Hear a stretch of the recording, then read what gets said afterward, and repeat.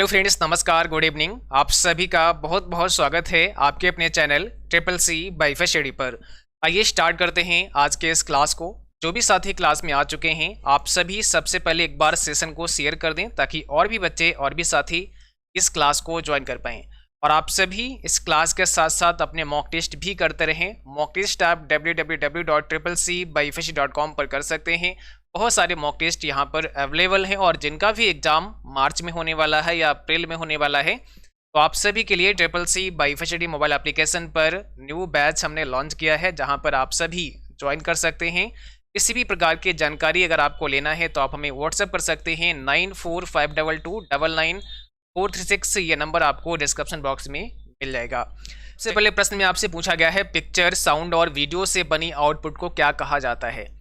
Picture, sound और video से बनी आउटपुट को क्या कहते हैं? ग्राफिक्स कहते हैं, मल्टीमीडिया कहते हैं, हार्ड कॉपी कहते हैं या नन ऑफ दीज? कौन सा राइट आंसर हो जाएगा? यहाँ पर आपका सही जवाब है ऑप्शन नंबर बी, इसे मल्टीमीडिया कहा जाता है। पिक्चर, साउंड और वीडियो से बनी आउटपुट को मल्टीमीडिया का नाम देते हैं। ऑप्शन नंबर यहाँ पर आपका बी करेक्ट हो जाएगा। सेकेंड क्वेश्चन में पूछा गया है, सभी हार्डवेयर, सॉफ्टवेयर, स्टोरेज और प्रोसेसिंग को एक ही लोकेशन में रखने को डैश कहते हैं? Host computer, centralised processing, time sharing या डिस्ट्रीब्यूटेड सिस्टम? सभी हार्डवेयर, सॉफ्टवेयर, स्टोरेज और प्रोसेसिंग को एक ही लोकेशन में रखने को क्या कहते हैं? Centralised processing. Option number B हो जाएगा, सेंट्रलाइज्ड प्रोसेसिंग के नाम से जानते हैं। अगला सवाल है, निम्न में से कौन सी सुविधा एक्सपोर्ट एज विकल्पों में उपलब्ध नहीं है? ये सवाल पूछा गया है लिब्रो ऑफिस से, क्योंकि आपको पता है आपके एग्जाम में लिब्रो ऑफिस से बहुत सारे सवाल आते हैं, बहुत सारे क्वेश्चन आते हैं। तो यहाँ पर जब हम लिब्रो ऑफिस के अंदर, चाहे राइटर में हो, चाहे इम्प्रेस के अंदर हो, चाहे आप कैल्क के अंदर हो, वहाँ जब एक्सपोर्ट एज करते हैं तो कौन सा विकल्प नहीं मिलता है? ध्यान रखना है, वहाँ पर आपका ऑप्शन सी हो जाएगा करेक्ट। एक्सपोर्ट एज इमेज का ऑप्शन नहीं है, एक्सपोर्ट एज इमेज, सीधे इमेज नहीं मिलेगा। आप एक्सपोर्ट एज जेपीजी या जेपीजी में कर सकते हैं, पीएनजी में कर सकते हैं, पीडीएफ में कर सकते हैं, लेकिन सीधे इमेज का ऑप्शन हमें नहीं मिलता है। अगला सवाल है, लिब्रोऑफिस राइटर टेम्पलेट का फाइल एक्सटेंशन क्या होता है? जब भी आप राइटर में कोई काम करते हैं, राइटर में कोई आपने डॉक्यूमेंट बनाया और जब आप उसको सेव करते हैं तो उसके बाद में एक फाइल एक्सटेंशन ऐड हो जाता है। वो फाइल एक्सटेंशन राइटर में क्या होती है? और विशेष तौर से ये टेम्पलेट की बात हो रही है। जब राइटर में कोई टेम्पलेट आप यूज़ करते हैं, टेम्पलेट की शॉर्टकट की भी कई बार आपसे पूछ सकता है, तो इसकी शॉर्टकट की अगर आपसे पूछे तो कंट्रोल शिफ्ट और इसके साथ में आपको एन प्रेस करना होता है। कंट्रोल शिफ्ट एन से हम क्या कर सकते हैं? टेम्पलेट को डाल सकते हैं। और जब हमने टेम्पलेट को ऐड कर लिया, उसमें जो भी काम किया, उसमें जो फाइल एक्सटेंशन बनेगा वो क्या बनेगा? OTT बनेगा। ऑप्शन नंबर बी हो जाएगा, .OTT, ये फाइल एक्सटेंशन आपका। क्वेश्चन नंबर 5 में पूछा गया है, टेक्स्ट के ऊपर की लाइन के लिए क्या उपयोग किया जाता है? कोई भी टेक्स्ट है, अगर आप नीचे एक लाइन देते हैं तो उसे हम अंडरलाइन कहते हैं, और अगर हमें टेक्स्ट के ऊपर लाइन देना है ना, अबव ऑफ द टेक्स्ट, तो हम इसको किस नाम से जानते हैं? सिंपल सी बात है, यहाँ पर ऑप्शन सी हो जाएगा, ओवरलाइन कहते हैं। अगर हम किसी भी टेक्स्ट के ऊपर लाइन देना चाहते हैं तो उसे हम ओवरलाइन कहते हैं। अगला सवाल है, निम्न में से कौन लिब्रो ऑफिस में सिग्नेचर का उपयोग नहीं है? कौन इसमें लिब्रो ऑफिस में सिग्नेचर का उपयोग नहीं है? कौन सा सिग्नेचर का उपयोग नहीं है? ये आपसे पूछा है क्वेश्चन नंबर 6 में। आंसर आपको देना है, क्या हो जाएगा इसमें सही जवाब?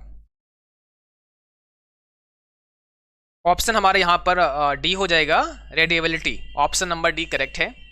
अगला सवाल है, क्वेश्चन नंबर 7 कहता है, कॉलआउट विकल्प का उपयोग करने के लिए लिब्रोऑफिस कैल्क स्प्रेडशीट की कितनी प्रतियां मुद्रित करने की आवश्यकता है? यानी अगर हम कॉलआउट विकल्प का इस्तेमाल करना चाहते हैं, कम से कम कितनी प्रतियां हमें प्रिंट करनी पड़ती हैं? इसका आंसर आपको देना है। तो यहाँ पर ऑप्शन नंबर पहला हो जाएगा, कम से कम 2 प्रति आपको प्रिंट करनी होती हैं कॉलआउट विकल्प का इस्तेमाल करने के लिए। ऑप्शन नंबर पहला करेक्ट है। इम्प्रेस प्रेजेंटेशन का डिफॉल्ट नाम क्या है? इम्प्रेस प्रेजेंटेशन, ठीक है, का डिफ़ॉल्ट नाम क्या है? यानी यहाँ जब भी आप काम करेंगे तो अपने आप क्या होगा, एक टाइटल नेम ऐड कर लेगा।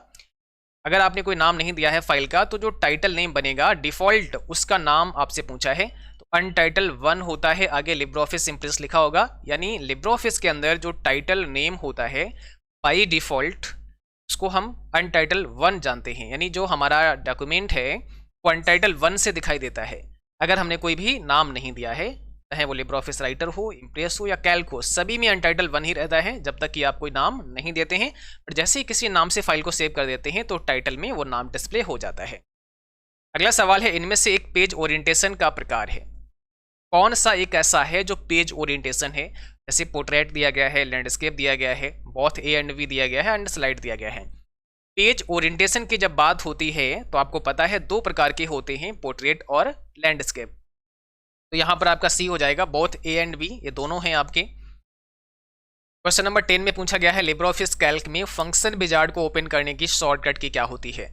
इस शॉर्टकट की से आप फंक्शन विजार्ड को ओपन कर सकते हैं। और जो साथी क्लास में अभी भी जुड़े हैं, आप सब लाइक शेयर करते रहें क्लास को। अगर अभी तक आपने शेयर नहीं किया तो शेयर कर दीजिएगा, और जिन बच्चों ने लाइक नहीं किया है आपको लाइक भी कर देना है। ऑप्शन बी हो जाएगा कंट्रोल F2, फंक्शन विजार्ड के लिए हम कंट्रोल F2 का इस्तेमाल करते हैं। ऑपरेटिंग सिस्टम निम्नलिखित स्रोतों से इंस्टॉल किया जा सकता है, यानी ऑपरेटिंग सिस्टम को हम कैसे इंस्टॉल कर सकते हैं? डिस्क से कर सकते हैं, नेटवर्क से कर सकते हैं, रिमोट इंस्टॉलेशन कर सकते हैं, या ऑल ऑफ द अबव, उपरोक्त सभी। बताइए यहाँ पे आपका सही जवाब क्या हो जाएगा, कौन सा आपका राइट आंसर है? कैसे आप इंस्टॉल कर सकते हैं? यहाँ पर आपका ऑप्शन डी हो जाएगा, ऑल ऑफ द अबव। अगला सवाल है, HTML में किसी टैग को बंद होने का प्रतिनिधित्व करने के लिए किस वर्ण का उपयोग करते हैं, किस कैरेक्टर का इस्तेमाल करते हैं? HTML में मान लिया कोई टैग हमें क्लोज करना है, क्लोज टैग के लिए हम क्या यूज़ करते हैं? इसी टैग को क्लोज कराना है तो यहाँ सी ऑप्शन हो जाएगा। ठीक है, हम इस प्रकार के सिंबल का यूज़ करते हैं, यानी फॉरवर्ड स्लैश का यूज़ करते हैं किसी टैग को क्लोज करने के लिए। ठीक है, जैसे मान लिया हमने यहाँ पे HTML लिखा और इसको हमें क्लोज कराना है तो हम यहाँ क्या लिखेंगे, HTML को हम इस प्रकार से क्लोज करेंगे। तो ये वाला जो है ना, हमें सिंबल यूज़ करना पड़ेगा फॉरवर्ड स्लैश का, ये क्लोज कराने के लिए हम यूज़ करते हैं। HTML का फुल फॉर्म भी आपसे पूछा जा सकता है, हाइपर टेक्स्ट मार्कअप लैंग्वेज होता है इसका पूरा नाम। टेम्पलेट एक रेडीमेड स्टाइल को शामिल कराती है जिन्हें आप अपने प्रेजेंटेशन के लिए उपयोग कर सकते हैं, यानी जो टेम्पलेट होता है वो पहले से एक रेडीमेड स्टाइल होता है, पहले से बनी बनाई डिजाइन होती है जिसे हम अपने डॉक्यूमेंट में या अपने प्रेजेंटेशन में इस्तेमाल कर सकते हैं। इसका आंसर ऑप्शन पहला हो जाएगा, एकदम ट्रू है।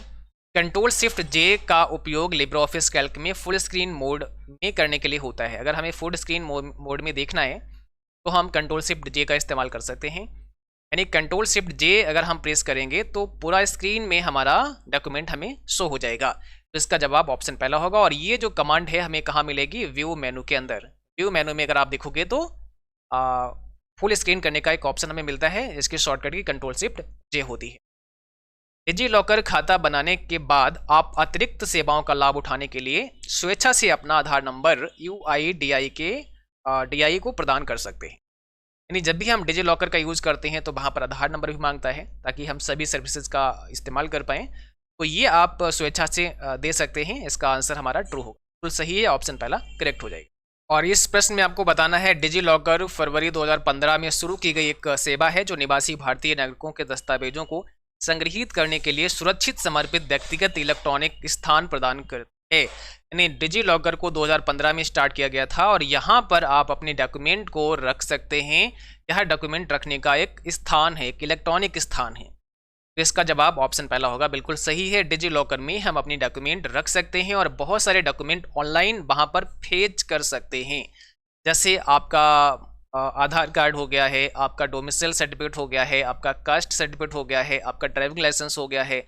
ये तमाम ऐसे डॉक्यूमेंट हैं जो कि आप सीधे डिजी लॉकर के अंदर जब आप आधार कार्ड वहाँ पे अपना देते हैं उसके बाद में ऑनलाइन फेच करके डाउनलोड कर सकते हैं और वो वैलिड भी होते हैं। अगला सवाल है, ऑब्जेक्ट कोड एक स्रोत कोड है जो एक कंपाइलर के माध्यम से मशीन लैंग्वेज में अनुवादित होता है। ऑब्जेक्ट कोड क्या है? एक स्रोत कोड, एक सोर्स कोड है जो कंपाइलर के माध्यम से मशीन लैंग्वेज में अनुवादित किया जाता है। देखिए, दो चीजें ध्यान दो, एक होता है सोर्स कोड और एक होता है ऑब्जेक्ट कोड। दोनों में अंतर समझो। सोर्स कोड वह होता है जिसको ट्रांसलेट किया जाएगा, किस में किया जाएगा? मशीन लैंग्वेज में। जो ट्रांस हो चुका है उसको कहते हैं ऑब्जेक्ट कोड। यानी ऑब्जेक्ट कोड जो है वो मशीन लैंग्वेज में ट्रांसलेट हो चुका है। कह रहे हैं ऑब्जेक्ट कोड जो होता है वो एक स्रोत कोड होता है, एक सोर्स कोड होता है पहले, जो एक कंपाइलर के माध्यम से मशीन लैंग्वेज में अनुवादित होता है। ठीक है, तो इसका आंसर हमें क्या करना है, ऑप्शन पहला देना है, ट्रू। यानी जो ऑब्जेक्ट कोड होता है वह क्या होता है, एक सोर्स कोड होता है जिसको कंपाइलर के माध्यम से मशीन लैंग्वेज में ट्रांसलेट किया गया है, जो कि अब ऑब्जेक्ट कोड के नाम से जाना जाता है। लिब्रियोफिस में रूलर हाइड व अनहाइड करने की शॉर्टकट की क्या है? लिब्रियोफिस में रूलर को हाइड व अनहाइड करने की शॉर्टकट की आपको बतानी है। देखिए, रूलर को अगर हटाना है या शो कराना है, कंट्रोल शिफ्ट आर प्रेस कर सकते हैं, और इसको भी हमें व्यू मेनू में करना होता है। हम व्यू मेनू में जाएंगे तो वहां पर ही हमें रूलर को हाइड या अनहाइड करने की शॉर्टकट की मिलती है। और यहाँ पर आपसे पूछा गया है कंप्यूटर भाषा जावा के आविष्कारक कौन है? जावा लैंग्वेज को किसने डेवलप किया, किसके द्वारा बनाया गया? इसका सही जवाब क्या होगा? Option number C, Sun micro system के द्वारा। तो आज का क्लास बस यहीं तक रहेगा। उम्मीद करता हूं आपको ये सेशन अच्छा लगा होगा, क्लास अच्छा लगा हो। इसको लाइक करना है, शेयर करना है, और जो साथी चैनल पर नए हैं आप सबको सब्सक्राइब करके बेल आइकन भी प्रेस कर लेना है ताकि नोटिफिकेशन भी आप सभी को मिलते रहे। Thank you.